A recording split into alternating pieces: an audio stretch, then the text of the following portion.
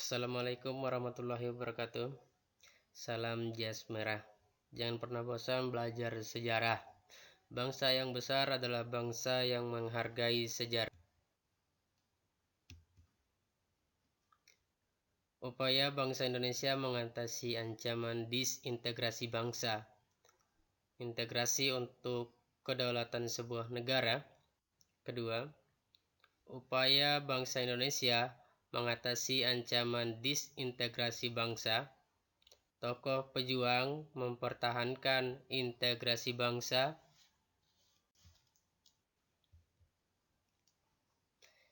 Integrasi untuk kedaulatan sebuah negara. Integrasi nasional terdiri dari dua kata, integrasi dan nasional. Istilah integrasi adalah pembaruan atau penyatuan sehingga menjadi kesatuan yang utuh dan bulat. Sedangkan nasional memiliki pengertian kebangsaan, bersifat bangsa sendiri, meliputi suatu bangsa seperti cita-cita nasional, tarian nasional, perusahaan nasional. Dalam Kamus Besar Bahasa Indonesia 1989.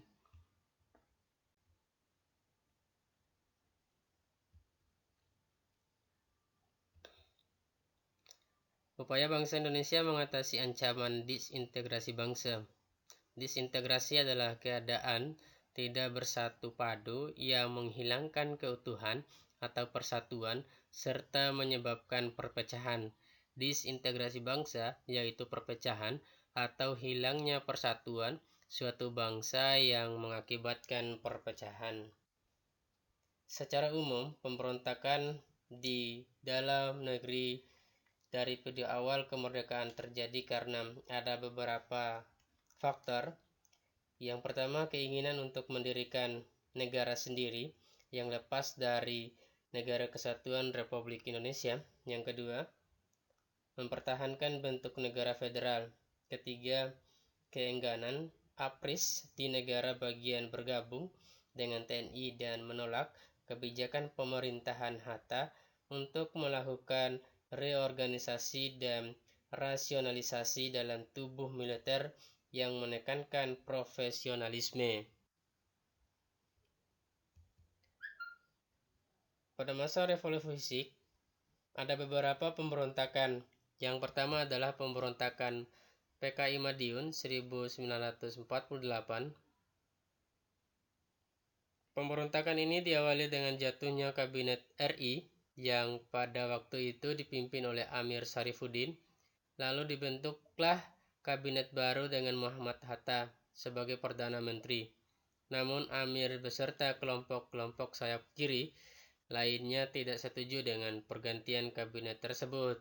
Amir pun membentuk Front Demokrasi Rakyat di Surakarta yang terdiri dari Partai Sosialis Indonesia yaitu PKI, Pesindo, dan lain-lain.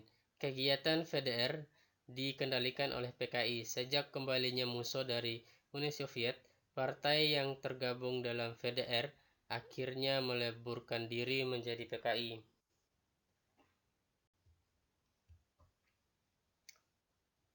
Tokoh pemberontakan yang pertama adalah Musso, seorang tokoh komunis Indonesia yang lama tinggal di Uni Soviet, yang kemudian pulang ke Indonesia bergabung dengan Amir Syarifuddin untuk mengadakan propaganda anti pemerintahan pimpinan Soekarno-Hatta.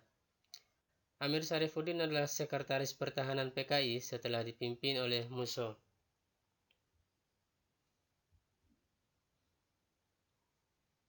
Ada beberapa penyebab pemberontakan PKI.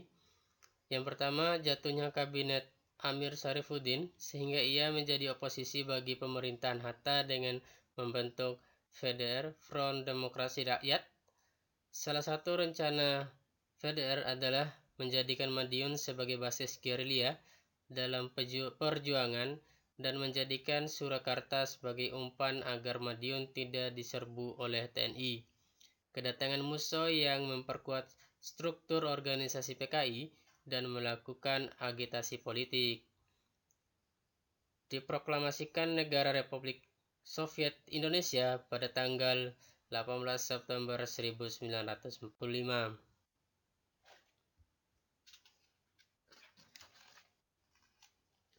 Upaya penumpasan pemberontakan oleh pemerintah.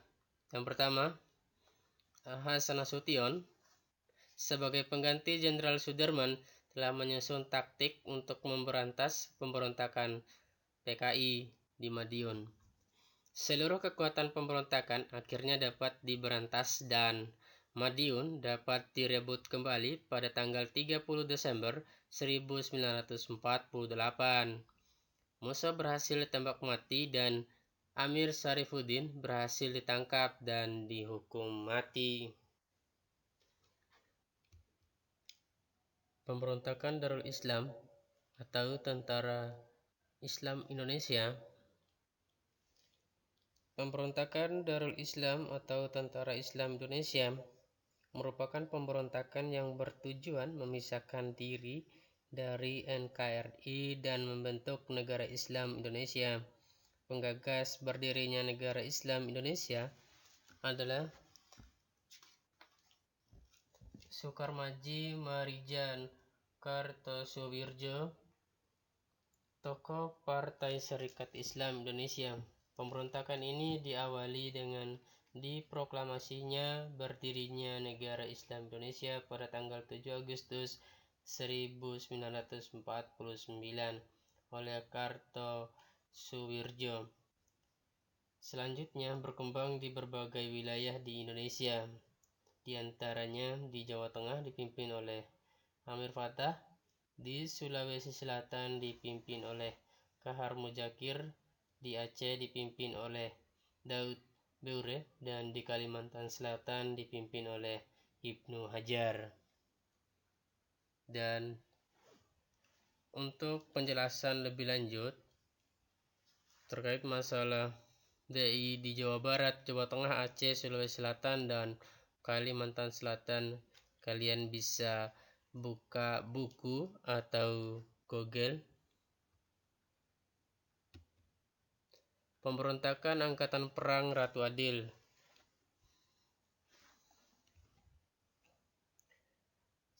APRA dipimpin oleh Westerling, seorang kapten Belanda. Pada tanggal 11 Desember 1946 pernah mengadakan pembunuhan besar-besaran di Sulawesi Selatan. Kemudian pada tanggal 23 Januari 1950 melancarkan aksi pembunuhan di Bandung, tetapi gerakan ini dapat segera diatasi oleh pemerintah RIS. Westerling melarikan diri ke luar negeri. Pemberontakan atau gerakan APRA diberi nama Ratu Adil karena ingin mendapatkan simpati dan dukungan dari rakyat. Dalam ramalan Jayabaya, nama Ratu Adil dikatakan sebagai seorang yang akan membawa kemakmuran dan kesejahteraan bagi seluruh rakyat. APRA, Angkatan Perang Ratu Adil, berlokasi di Bandung, Jawa Barat. Pada tanggal 23 Januari 1950, pemimpin pemberontakan Kapten Westerling dibantu Sultan Hamid II. Latar belakang ketidaksepahaman pembentukan APRIS, TNI tidak mau kerjasama dengan bekas KNIL, sementara KNIL menuntut bekas KNIL menjadi tentara negara bagian. Tindakan APRA yang pertama menyerbu kota Bandung dengan 800 pasukan. Yang kedua, mau menculik Sultan Hamengkubuwono ke-9, Ali Budiarjo, TB Simatupang. Dalam pemberontakan APRA, gugur Kolonel Lembong. Tindakan pemerintah menumpas dengan kekuatan militer. Akhir pemberontakan, APRA dihancurkan. Westerling melarikan diri ke luar negeri dengan pesawat Catalina pada tanggal 22 Februari 1950. Sementara Sultan Hamid II ditangkap pada tanggal 4 April 1950. Pemberontakan Andi Aziz. Pemberontakan Andi Aziz yang dipimpin oleh Kapten Andi Aziz, mantan KNIL, dilatar belakangi suasana panas kota Makassar akibat demonstrasi pro atau kontra anti negara federal dan isu ditempatkannya pasukan dari Jawa di bawah pimpinan H.W. Worang akan mendesak Andi Aziz dan pasukannya, pada tanggal 5 April 1950, pasukan Andi Aziz menyerang dan menduduki kota Makassar. Setelah itu, Andi Aziz mengeluarkan ultimatum, yaitu pertama, negara Indonesia Timur harus tetap dipertahankan agar tetap berdiri menjadi bagian dari RIS. Tanggung jawab keselamatan daerah NIT agar diserahkan kepada pasukan KNIL yang telah masuk menjadi anggota APRIS. TNI yang bukan berasal dari KNIL tidak perlu turut campur tangan. Ketiga, Presiden Soekarno dan Perdana Menteri Hatta supaya tidak mengizinkan KNIT dibubarkan dan bersatu dengan Republik Indonesia. Pada tanggal 5 April 1950, anggota pasukan Andi Aziz menyerang markas TNI yang bertempat di Makassar, dan mereka pun berhasil menguasainya. Bahkan Letkol Mokoginta, Panglima Teritorium Indonesia Timur, berhasil ditawan oleh Andi Aziz.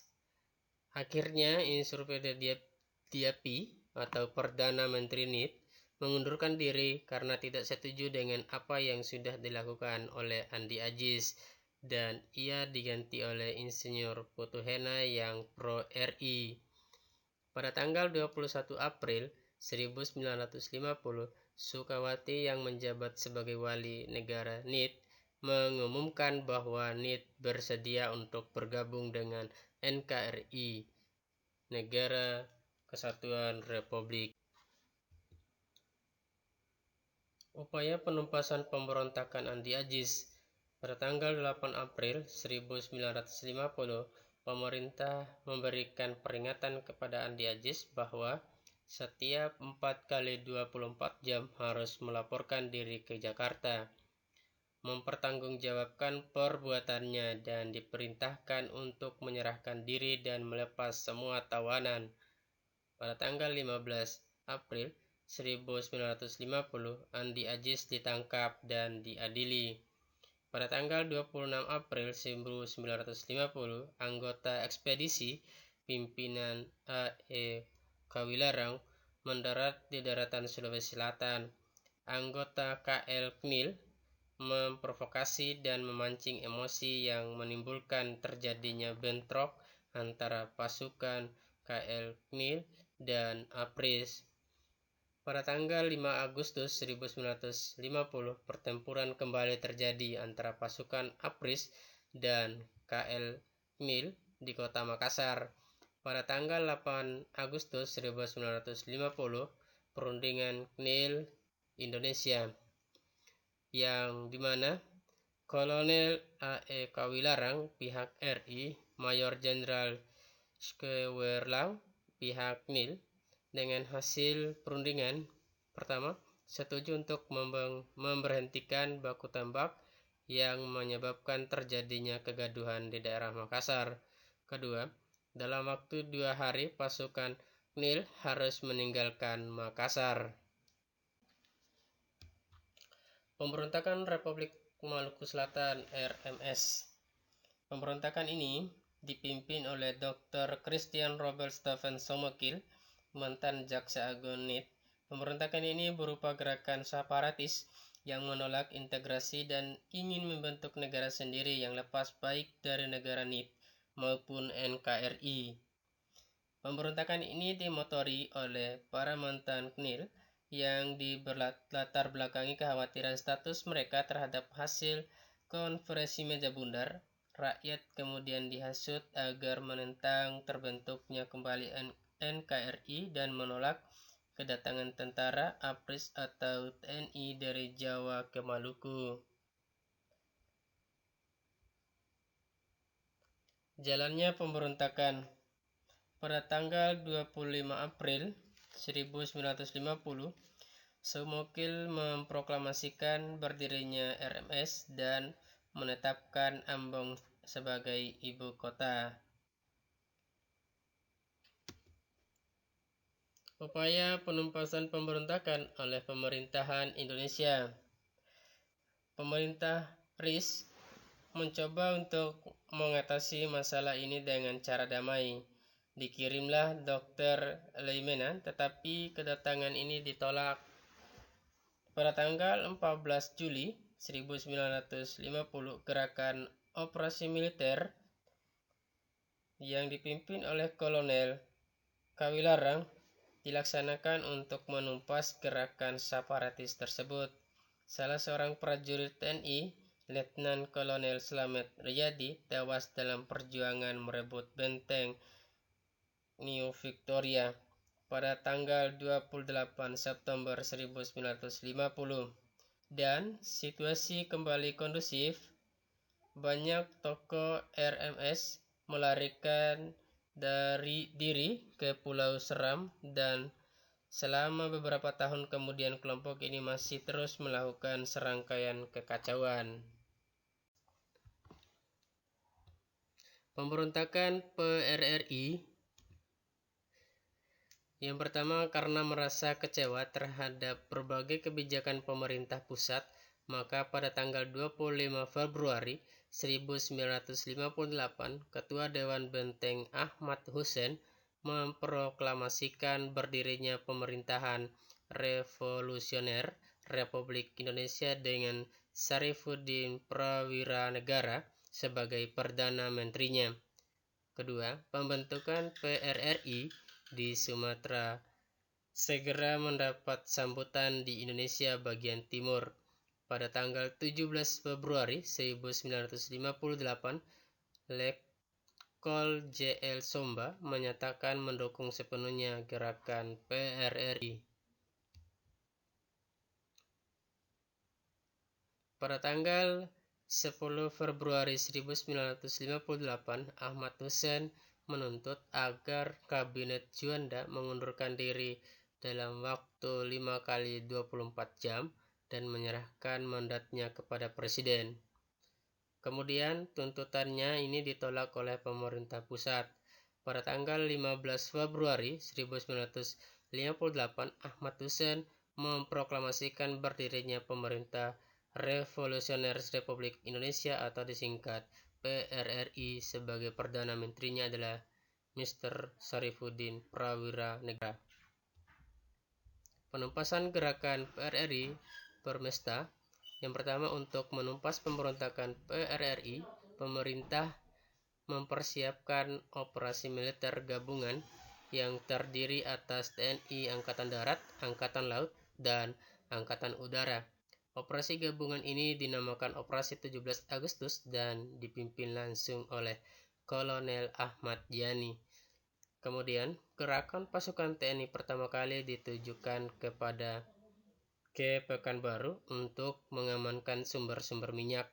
Setelah berhasil menguasai Pekanbaru, Operasi 17 Agustus dilanjutkan untuk menguasai pusat basis pemberontakan di Bukit Tinggi, dan pada tanggal 4 Mei 1958 daerah Bukit Tinggi berhasil dikuasai. Selanjutnya, karena semakin terjepit ruang gerak PRRI, maka banyak tokoh-tokoh PRRI yang menyerahkan diri seperti Ahmad Hussein. Kemudian, untuk menumpas pemberontakan Permesta, pemerintah melancarkan Operasi Merdeka pada April 1958. Operasi penumpasan Permesta menghadapi perlawanan yang lebih berat karena situasi daerah yang menguntungkan para pemberontak dan persenjataan yang lebih kuat. Terakhir, pada pertengahan 191, sisa kekuatan Permesta menyerahkan diri sepenuhnya pada pemerintahan.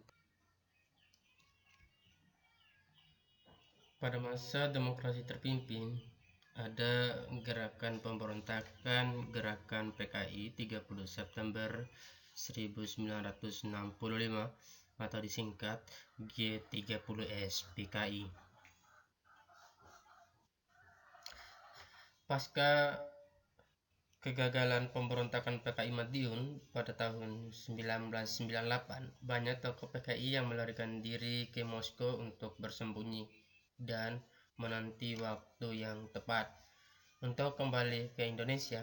Ketika Indonesia memasuki masa demokrasi liberal 1950 sampai 1959, tokoh PKI tersebut kembali ke Indonesia. Salah satunya adalah Dipa Nusantara Aidit. Pada pemilu umum pertama 1955, PKI berhasil muncul sebagai salah satu partai pemenang pemilu.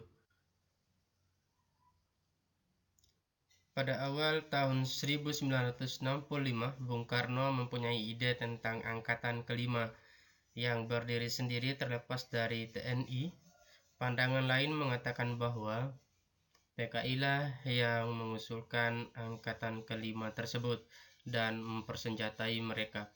Petinggi Angkatan Darat tidak setuju dan hal ini mengakibatkan rasa curiga antara PKI dan militer.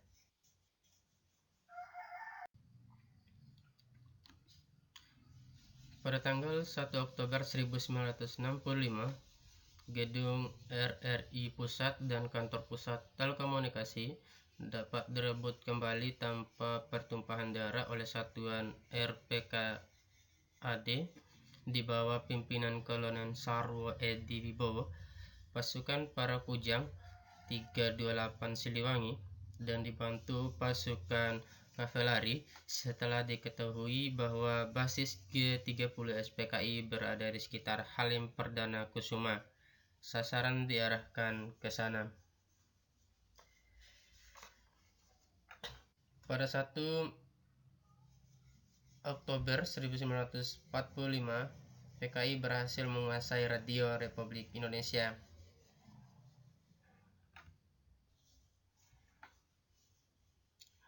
Inilah para perwira TNI Angkatan Darat yang menjadi korban G30 SPKI.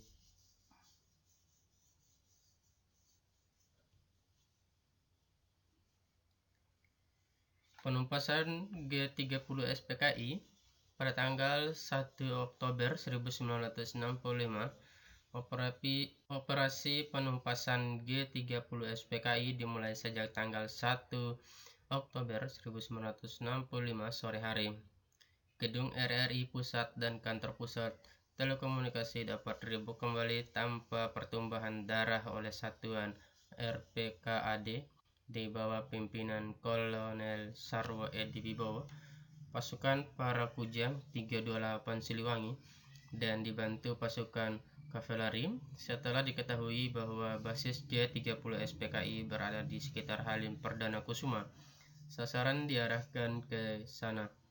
Pada tanggal 2 Oktober 1965, Halim Perdana Kusuma diserang oleh satuan RPKD di bawah komando Kolonel Sarwo Edi Wibowo atas perintah Maijen Soeharto pada pukul 12 siang. Seluruh tempat itu berhasil dikuasai oleh TNI Angkatan Darat. Pada tanggal 30 Oktober 1965, pada hari Minggu tanggal 3 Oktober 1965, pasukan RPKAD yang dipimpin oleh Mayor Santoso berhasil menguasai daerah Lubung Buaya. Setelah usaha pencarian perwira TNI Angkatan Darat dipergiat dan atas petunjuk Kopral 1 Polisi Sukirman yang menjadi tawanan G30 SPKI tetapi berhasil melarikan diri, didapat keterangan bahwa para perwira TNI Angkatan Darat tersebut dibawa ke Lubang Buaya. Tokoh pejuang yang mempertahankan integrasi bangsa. Yang pertama, Insinyur Soekarno. Soekarno adalah Presiden pertama Republik Indonesia yang dikenal juga dengan sebagai sosok penyambung lidah rakyat dan pejuang yang tangguh. Kedua, Muhammad Hatta. Hatta yang juga akrab dikenal dengan sebutan Bung Karno merupakan salah satu founding father Indonesia dan wakil presiden pertama. Hatta mempunyai sumbangan pemikiran penting bagi masyarakat Indonesia mengenai koperasi. 3. Abdul Haris Nasution. Pada tahun 1948, Abdul Haris Nasution diangkat menjadi Komandan Divisi 3 Tentara Keamanan Rakyat. Pada tahun yang sama, Nasution dipindahkan ke Yogyakarta dan menjadi Kepala Staf Operasi Markas Besar Perang, dan tahun 1949 menjadi Panglima Komando Jawa. Setelah pengakuan, Nasution diangkat sebagai Kepala Staf Angkatan Darat. Ahmad Yani tergabung dalam Peta Pembela Tanah Air pada tahun 1943. Selanjutnya pada masa kemerdekaan, ia bergabung dengan Tentara Republik melawan Belanda. Setelah kemerdekaan, Ahmad Yani menjadi Komandan TKR Purwokerto pada saat agresi militer 1. Pasukan yang dipimpin berhasil menahan serangan pasukan Belanda di daerah Pingit. Pada saat agresi militer 2, ia pun dipercaya memegang jabatan Komando Wah-Resis 2 di daerah Kedu. 5. Sri Sultan Hamengkubuwono ke-9 memiliki nama asli Bendoro Raden Mas Dorojatun. Beliau lahir di Jogja pada tahun 1912 dan merupakan putra sulung Sri Sultan Hamengkubuwono ke-8. Sejak muda, Sri Sultan Hamengkubuwono telah mengecap pendidikan Belanda. Setelah lulus dari Haregeburger School, ia melanjutkan kuliah 2 jurusan sekaligus, yaitu ekonomi dan indologi atau keilmuan tentang Indonesia. Ketika Perang Dunia Kedua meletus, Sri Sultan kembali ke tanah air dan kemudian dilantik sebagai Sultan menggantikan ayahnya.